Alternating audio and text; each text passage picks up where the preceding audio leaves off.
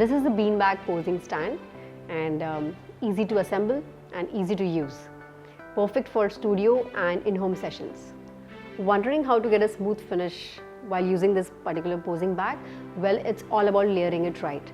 When you have just jersey layers, then you can go up to 7 to 8 layers, and when you have thick layers, that's knit layers, then you can go up to 5 to 6 layers.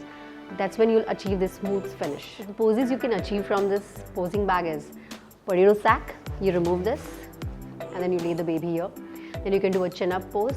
Then you can do a huck fin pose. You can wrap the baby and just lay. That is a top-down pose. Semi-wrap the baby and have a huck fin pose, bum-up pose, and many more.